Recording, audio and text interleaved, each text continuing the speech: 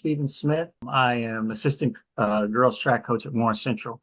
And actually, I'm an academic advisor at the University of Indianapolis. Oh, Oh, that. that's a Okay. good deal. So you Yeah. have a great insight on in terms of helping out kids when they come through the school, like on your track team. These are all the things you need to be, classes you need to have, what you need to make sure you're eligible for, all that type of stuff. Yes, I definitely talk to kids about that in terms of courses, some classes, what you should take, what you shouldn't take. And for instance, if you're not getting into medicine, you don't really need to take Latin. So a lot of kids were into Latin at one time. And I was like, well, if you're not going to medical school, to get that foreign language requirement, you should take, Spanish, French, or German. And then some schools accept Japanese. But those are some of the things that they'll ask us about, or I'll hear kids talking about different coursework and AP versus dual credit. So I have, kind of sometimes strong opinions about which one to take. Personally, I lean towards dual credit because you don't have to pass that exam. And, if you look at some of the success rates of passing, particularly science and math, very difficult. But if you can get through the dual credit, you can get that college credit and also pass the course and it transfers in. So as an advisor at UIndy, some of these kids are hard pressed. They'll have all these AP credit.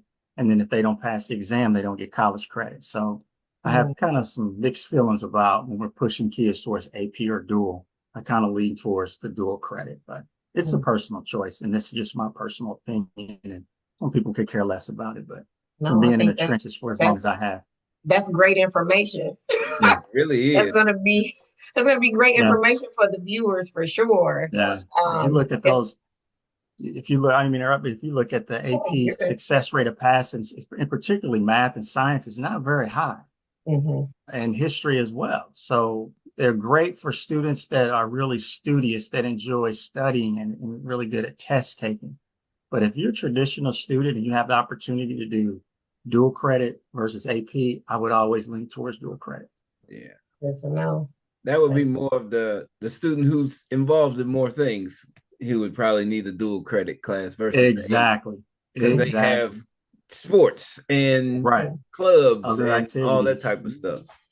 So if you're not involved in those type of things and you are in the chess club and you're doing some other things that are keeping you involved, preparing you to take that exam in AP, then by all means. But you're exactly right. If you have a lot of outside interest, athletics, you're better off doing the traditional route with the AP, working with the teacher, the professor teaching teaching the dual credit class, and you'll be in good shape. Oh, that's great.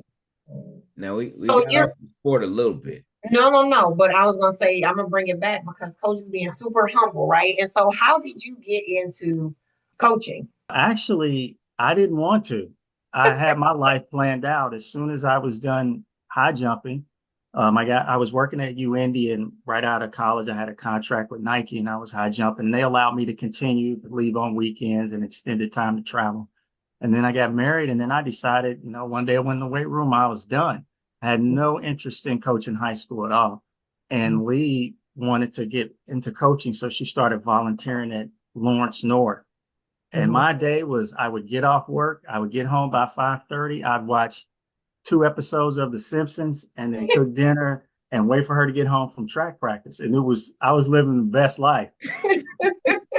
And I'll never forget one day, Victor Johnson, we used to coach they used to all coach together at LN, and it was pouring down raining, and he dropped Lee off, and she came in and she looked at me and she said, "I don't understand you." And I was like, "What do you mean?" She said, "You have all this extensive background knowledge in track and field and high jumping, long jumping, this and that, and you don't even want to give back after everything that was given to you. You have no inclination to giving back." That's exactly. And then she walked upstairs. And then probably 2 days later, I started going out, kind of volunteering a little bit, helping a little bit. And then I kind of saw the impact of what I was doing was helping some of those young ladies. And then I've probably been doing it ever since. Wow. And it all boils down to what Coach Scott Feynman did for me, and McNulty and Holman. All those guys were coaching when I was in high school. And you would go to a track meet and they would say, "Hey, Coach Scott, his butt's up too high." And then you could actually go up to an athlete on another team and kind of give them some Yeah. instruction because Yeah. everybody cared about each other. It was never about ego. It was about helping the kids. So McNulty, Bourne Central coach, probably gave me more advice about high jumping than Scott Feynman early on because we were all learning together. He said, Scott, the kid, at one point, I was coming from the wrong side. I was jumping off my right foot, coming from the right side. And coach didn't know. He was like, what's going on with your jumper? He's coming from the wrong side. And then he said, yeah, Smitty, go to the other side and go to the left side and jump. And so I went over there and then it made sense. But those are the type of things that I have forgotten. The late bus rides, the coaches taking you home. And because my experience was football and baseball, but it still didn't diminish the fact that those coaches gave a lot too. And I started my little league coaches. Prentice Little League couldn't have stayed open if it wasn't for those. Somebody had to cut the grass. Somebody had to do that. And those were those men. When you're 7, 8, 9 years old, you don't put that together. Even when you're 13 and 14, you don't put it together. So once she said that, it was a profound, it was a huge impact on me. And I volunteered at LN, and I don't think I ever got paid at LN. I just volunteered to help that team. I think maybe the last year, a couple of years, maybe when Ashley was on there, maybe I got $300 or $400. But ever since she told me that, and she was just drenched wet, and I was like, gee, she's right. And it was just the right moment at the right time, what she said. And then I've been working with her and helping young ladies and young men ever since. Well, she gave you a great of the Simpsons. Look, yeah. That was my job, man. I got off at 4:30. By 5 o'clock, I was home. It was the Simpsons, then Sanford and Son, and then I think I watched. It was maybe one episode of the Simpsons and 2 Sanford and Son. And I was living my best life. I didn't have to work out anymore, and I was just enjoying life. And then she threw this curveball that was coaching, and so gave you a great. That was a great gentle nudge because the rest is history. And some of the things you shared about the culture that coaches created for you and what you observed, you definitely give that off. I mean, you're always clapping for other teams when the other girls are high jumping. You give everybody little nuggets and stuff. And so what they instilled in you, you're definitely pouring out and creating that culture again in that space where it's like, hey, we can hug each other and all say good luck, right? Yeah. And we genuinely want the best for all the kids. And so kudos to them and kudos to the missus for giving you that that pep talk and nudge to get you out there to pour into the kids. And so how would you say you balance the technical aspects of just the overall training for your athletes? What I try to do is I try to put some of the college concepts, but I kind of boil it down and I try to make it really simple. That you have to, first of all, if we're going to do this, you have to be in shape. So we spend a lot of time in the fall, more time than they would like getting in shape because jumps are something totally different. You're trying to get your body to defy gravity for an extended period of time. And that's what I try to explain to them. I said, if we're not in shape and we're not strong, we're not going to be able to get this done. So high jumping, long jumping, all of that, those things the only way I could kind of put it in terms that they understand if they're in weightlifting class, it's like whatever your max is. If it's 185 for a female on a squat rack, you squat 185, you rack it. That's jump 1. And then you got to go do that again. If you're high jump, you may have to do that 8 times. So that's probably the only comparison I could. And the same with long jump. I tell them, well, I don't want to sprint. I just want to long jump. I said, well, you're not going to have a very long jump career because you have to run down that runway, defy gravity, land, and then you got to do that again. You have to do it sometimes 6 times. You have to be in shape to do it 6 times. So to have them buy in with the conditioning aspect is first. And then once we get through that, we start to have a lot of fun with boxes and plyometrics and technique stuff. But I said, you got to give me, 4 to 6 weeks of just let's get in shape. And then you have to trick them. We have to do some fun stuff, some stairs and heels and relays on the track, on the turf to kind of get them where they need to be. And then to have them buy in with a weight program. So early on, it's kind of difficult. A lot of girls like to come in and do the jump part, but we have to get the buy-in with the conditioning before I even start talking about technical stuff with them as far as long jumping and, how to do this and how to do that, because it's almost like in college, why is a kinesiology professor going to put you in kinesiology class if you haven't had the gen ed core? We got to wean you out. We can't just have you taking classes all over the place. We got to see if you're really committed. And once I find out that they're committed, then we start putting little nuggets in there. And like every Friday, we'll do some fun stuff. We'll do some little barrier hops to kind of keep them hungry, to let you know that we're not running all the time. So we always kind of work on being explosive, but it's hidden inside of general conditioning. I like that. I mean, that's to take that approach, because it's like that, when you're in college, that's what you start out doing. You just get in shape. Yeah. I looked at the workout sheet and McNichols and Garland said 3 times 600. I was like, who's doing that? Right. I'm behind. Who's workout? Right. Whose workout is that? And then on Fridays, we're doing hills, running a mile to Collette Park and doing a workout and running a mile. I was like, man, what's this? So, but you kind of understand it. It's a long season. It's a grinding season. And if you're not prepared on the front end, you're definitely not going to be able to make it on the back end. So to get them to understand that, sometimes it's difficult, but when they do, the light bulb comes on, and it's a great thing. Absolutely. I'm like, I think that's a standard thing now with the kids. Like, no, I'm just a jumper. Yeah. You want to go to college in this? Right. Yeah. Well, you're going to be doing more. You might not see the same for about a while, because you have to get in shape. When you start taking off one foot and doing boxes, you're just begging for shin problems, back problems. I had surgery because of overtraining. And not being, as fit as I needed to be, starting stuff too early, not getting enough rest. So, you don't want to take the school of hard knocks that I did. So just making sure that you meet those metrics in the weight room and conditioning. And I said, then we can do all the plyometrics on a couple of days a week we want. You just got to give me this time, and I'll let you jump off boxes, jump off stairs, jump off the moon.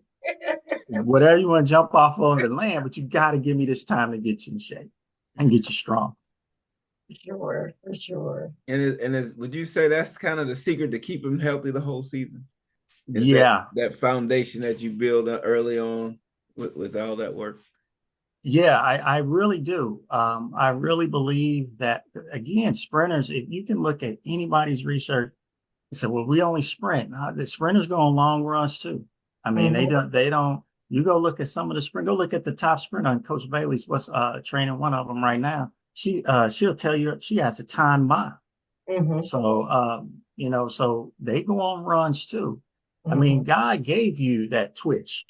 You got to run 10,000 marathons before you're gonna lose that. That was DNA, because I believe sprinters are born. There's only so many people on the planet that can run 100 meters correctly, from zip to zap. Power, speed, explosion. Now we can get some kids to do it, but to do it correctly, it's hard to do. So I said, most of us are plow horses. Most of us are 248. Hey, it is what it is. I know y'all got a whole bunch of, you done seen a whole bunch of 14-second 100-meter run. Yes, everybody. Damn, you should be running the 800. You should be doing. So there's an event for you in our sport. Not everybody can do that ballistic, what you need to run 100 meters. But for those that do, they cannot be afraid to run distance. They can't be afraid to run repeat 300s. You have to. You're going to go in college, because I guarantee you one day you're going to be at a conference or at a meet, and you're going to get that tap and like, and coach will say, I need you for this 4x4, be ready. But I run the 100. Dude, you run 10-3. You can give me 46 in a 4x4. Trust me. You can. You can 10-3, 400 runner, 100-meter runner. No problem. You should be able to run 46, 47. That's all I need, son. So if you're not conditioned and kind of understand that, then that's a problem. I think it starts in the middle school. I think with our daughters, we made them run cross country. And it's not even, they run, I think, a mile and some change. Why? For toughness. And then we said, well, what events are they going to do? I said, you can put them in the 4 and the 8. Why? For toughness. Because most of these kids, 75% of them that run those sprints in middle school, they're going to have to be bumped up in high school. And it is hard to tell somebody that was a middle school sprint champion and MIIIC 400 champion that they got to run the 800 in high school. Now you talk about look like somebody see the ghost. You have that conversation. They look at you like you got 3 heads. But if you got to get them conditioned to that in the middle school, that's why we go back to the middle school. Don't be afraid to run across. It's a mile and a half. That's nothing. That's nothing. And then run the 400 sometimes, run the 800. That 100 meters going to be there. Trust me. If you show the aptitude to run the 100 and you've been running the 4 middle school, we're going to find you. That's what sprint coaches do. Yes. But we just don't want you to be afraid of the 4 and the 8. Don't be afraid of it. Most people are so afraid of it. They're afraid of the distance, the training, all of it. But the key to longevity and speed, in my opinion, is making sure that you have a good fall foundation. If you have that, you can go to that indoors and have so much fun. And I tell them at least once a week, you guys got to run on the 4x2, 4x4. I don't run the 400 outdoors. You got to run the 4. How you going to stay? How you going to be ready? Yes. Ain't nothing wrong with running on one of these big 4x4s. Absolutely. It's essential getting you ready for outdoors. So you're on track to run. Sprinters, y'all run 1, 2, 4. Get it in your head. That's it. Y'all run 1, 2, 4. And really, if you want to improve, you don't improve your 100 doesn't improve your 200, and your 200 doesn't improve your 400. It's the other way around. You run a faster 4x4, I guarantee you your 200 going to be faster. You run a faster 4x2, I guarantee you that 60 and that 100 going to be faster. So it actually works the other way. I love that. Look, I was already a fan. I said it with, because we've been excited to get you all on the show. And I appreciate it. I would say I am loving the conversation, right? Because it's not that you don't talk on the track, but this is a totally different us getting to know you. So I love it. It's so dope, and it's full of information that I'm channeling. And some things that I've heard Coach Ware say, some stuff that I've said, but it's very, very refreshing to see how invested you are in the sport and how much you care about the athletes getting better and what you're trying to instill in them at a early onset, like middle school. And so my question with that is, you have some athletes performing at a very high level. And so how do you balance your more your veterans or elite athletes with your newcomers? Because for some of them, you may not have been able to catch them in middle school to say, hey, these are the expectations. So they're coming in freshman year like, I'm a 100-meter runner. Coach Steve, what do you mean? So sometimes we break them up into groups. Some things they can do together. Like the conditioning, we break them in different groups. We'll have A group, B group, and we like to call them the emerging elite. They're emerging. Like Kira would have several high jumpers with her. For instance, if we're doing a technical day, sometimes it just is what it is. I know that's cliche. They can't practice together because sometimes it will slow Kira's progress down and my other jumpers. And they'll all of a sudden they're just watching her thinking, man, I'll never be able to do that. And that's not what you want. So sometimes basically I'll spend some jump sessions. I'll spend the first 45 minutes with Kira or vice versa with my emerging girls because they need to do something a little bit different, get them confident. And then I'll let them go switch. They'll do some hurdle drills or sprint stuff. And I'll bring my experienced girls in and they'll start working on things. But when we're learning drills and circles and stuff, I let Kira and my experienced girls help the young girls. So they just kind of all working together. But when we actually start to do high jump and long jump, what I've learned when sometimes young girls are so self-conscious and the ones that are like this are really the ones that I'm like, okay, loosen up. But when they see somebody like with Caitlin and Jylen, boom, and I was like, oh man, they kind of really scare them off. Yeah.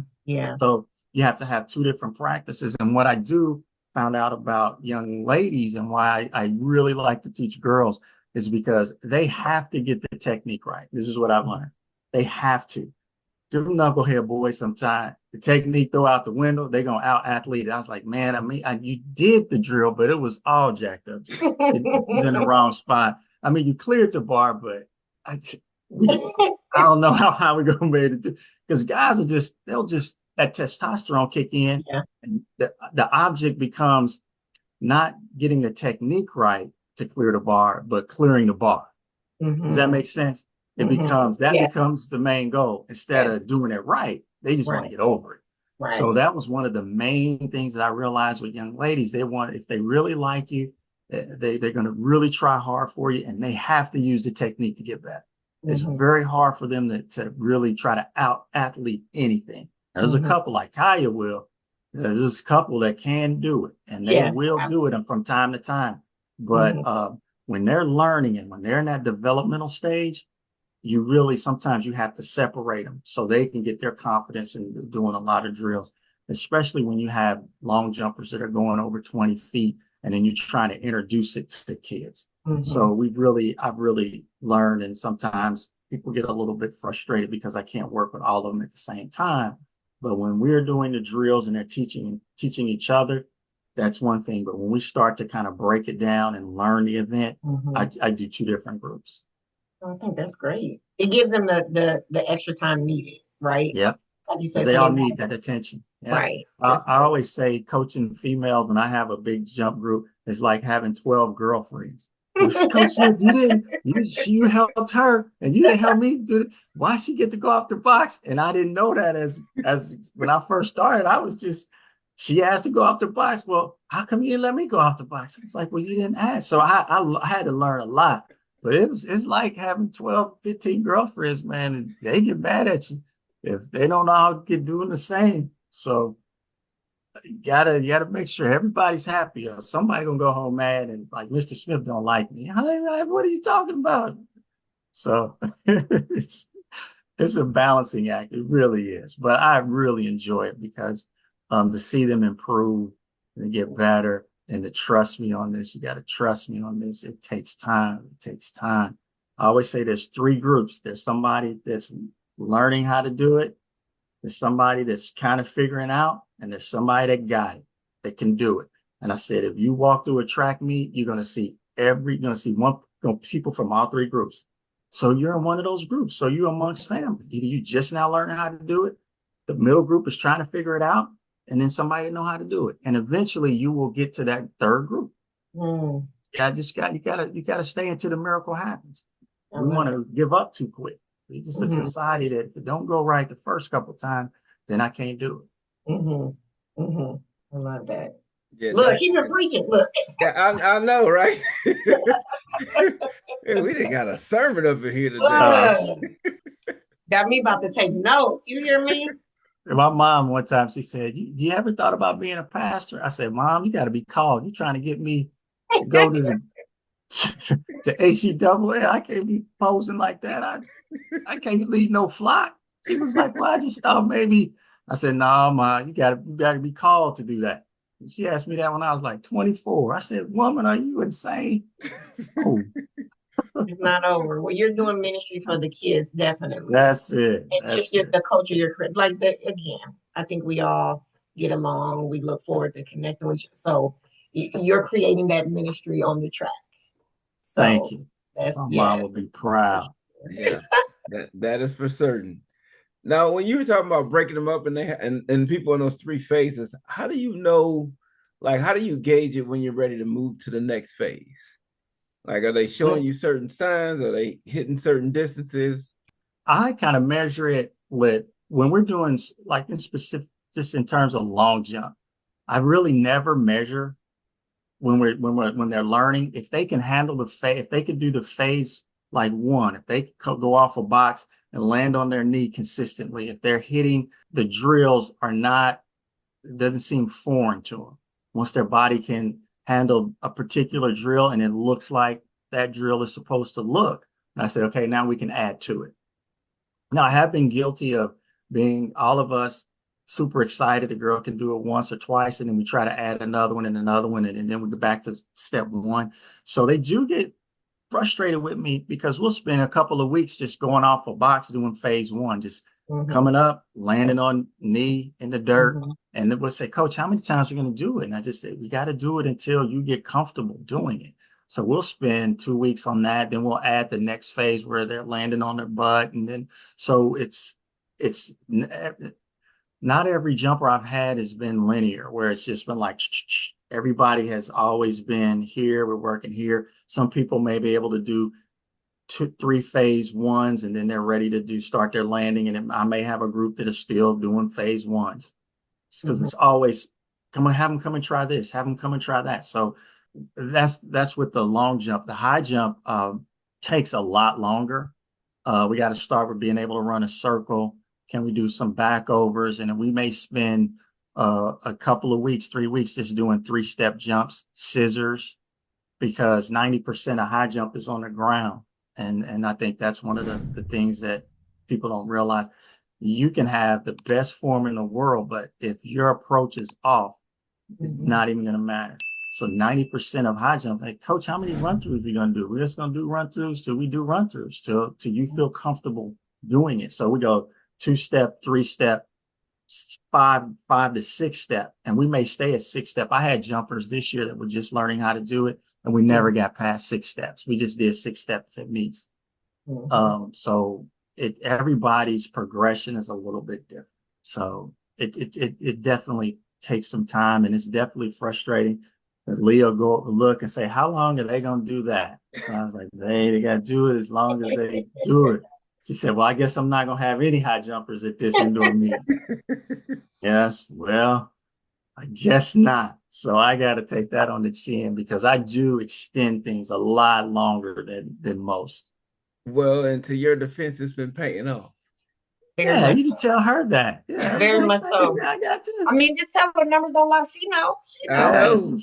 Look, she know firsthand. You probably got more 20-foot jumpers than anybody in the state ever. Yeah. So I tell her we got this. But that spreadsheet, when those long jumpers are checking, she sends us a spreadsheet, and I'm like, oh God, here we go. Everybody, so nobody long jumping this week? I said, nah, baby. We ain't even worked on approaches yet. Well, 3 weeks till Mick. I'm not gonna have. I'm gonna have just one. I'm trying. Gotta be patient with this. Gotta be patient. Yeah. So you've shared a lot with us, which I know this is included in it as well, like how you physically prepare your athletes for the season, for competition, for just even initially getting in shape. How do you mentally prepare them for not only just everyday competitions, but like high-level competition? Well, one of the things that we try to do is physically make sure you're ready, so you can check that box. And what I've learned a lot is confidence with young ladies and young men. And I have this joke, and I said, I know you're not as confident, but I got enough of both of us. Borrow some of mine until you get yours. And that kind of breaks the ice. And they kind of laugh. And it was like, I said, borrow some of mine until you get yours. I got enough of both of them. And then that breaks the ice. And at the end of the day, if they're really nervous, I say, honey, all it is running and jumping. And you've been doing that all your life. If you can get the anxiety level down, then that tends to help them relax. If you know you got confidence in them, and nothing you're going to do out here that's going to embarrass me or anybody else out here. When's the last time you ever seen anybody laugh at somebody out here?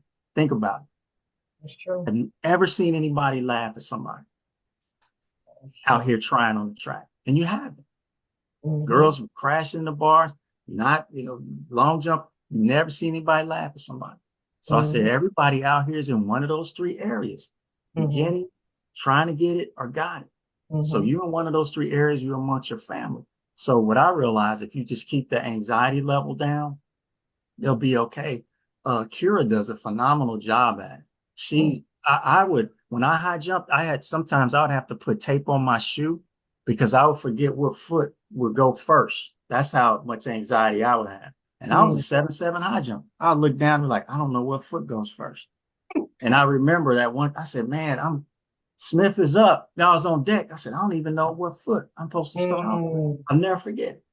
I would drink Alka-Seltzer to calm my nerves. Wow. One of the hidden secrets, because your stomach, that antacid would build up. If you look at some of my old backpacks I got in storage, you're going to find some Alka-Seltzer tablets. I would just have to calm my nerves. Wow. And so what I try to instill in is, I believe, nobody else believe in you. I got you. Borrow some of mine until you get yours. And that generally brings it down. And then I said, at the end of the day, it's just running and jumping, right? Say, yeah, coach, that's all. I said, honey, that's all it is. We'll figure the rest out as we go. And then I just let them do their thing and try not to over instruct. I give Mhm. very, very basic, simple Mhm. instructions. Mhm. Very basic. Kira was in tight yesterday. Was too close to the bar, and I said, "You move in and move back." She said, "How much?" I said, "This much and move back." And then she looked at me kind of funky, and I said, "Move in and move back." So and then she was like, "Okay, okay." And then so she got it. So I very simple, Mhm. especially at a meet, the anxiety. Even Mhm. if I'm not sure, I'll say, you know what? Gotta do this. You got just real simple instructions Mhm. because you Mhm. can't overwhelm them. They're already about to short circuit. So I try to keep them as calm as possible because I know that helped me. I just Mhm. needed somebody to look in my eyes and believe and say, "You got this. Mhm. You got it." And I think that that's where the running and the lifting and the training that they've been with you, they trust you. And Mhm. so if I tell them they got it, they typically be like, "You know what, coach, I got this." And it hasn't failed me. Girls have really been able to perform at a high level. And I think it was because of the trust that we Mhm. built over time. I would definitely agree because your girls always they show up, they perform, they show up. So we have been able to witness that time and time again. Appreciate it. Um, Appreciate it. yeah, which is one reason we really wanted to have y'all on. Mhm. For sure. Like, boy, they got some magic going over there. Uh, Whenever somebody counts y'all out, here you come. right. We try to do something. Yeah. Yeah. Yeah. I just really take pride in watching them develop, and it's it's really I firmly believe that my blessing is it comes from what I'm doing, selfless Mhm. act because of what was done for me. Mhm. And I gotta keep continuing if I want to stay blessed. I remember my high school coach, Scott Feynman, told me I used to coach it. He was the head coach of the league. He said, "I'm blessed because of what I did for you and other kids." They said, and that's why. And then when I started, now it's part of my blessing. So whatever I Mhm. got to do, one of the most fun Lee and I have sometimes is in the fall, the first college track season. When track season start because we look at all the girls from Indiana, from all the different schools.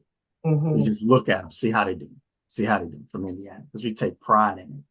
And when I would go visit colleges, and I said, "Why do y'all come look at Indiana?"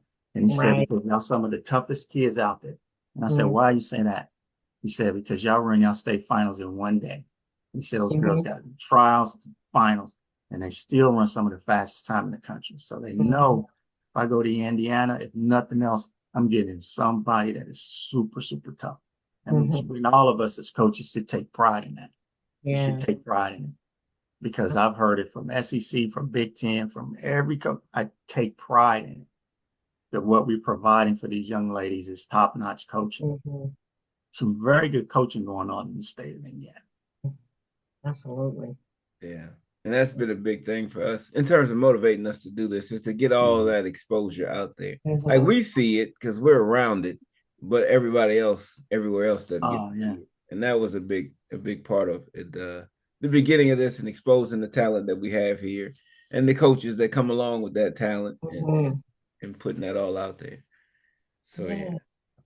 Well, Coach, we appreciate you joining us. oh, no problem, man. Yes. Y'all We'll got have to do some a cool part two. artwork back there. Yeah, who did the Yes. artwork? Who's in charge of that? Coach Ware, he did it. No, man, Q would not be able to do that.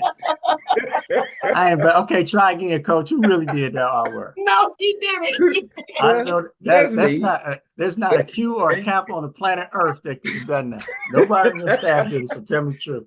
I'm different. We built different. Oh man, I was just And you noticing. should, I said, man, and our medals for our meet have that exact same logo on it. oh man, It's a that is beautiful. I'll really have to nice. show it to you. It's a beautiful medal. Yeah, yeah. This is really good. I hope y'all continue to grow and continue to have much success because I really enjoyed it and it's you two doing a fantastic job. Thank you. Much appreciated. We couldn't do it without all of you. So Exactly. No problem. No it problem. wouldn't be anything without the coaches and athletes. So yeah. All right. Yeah. Coach, you sure you did that artwork? He I'm did. sure. I'm sure.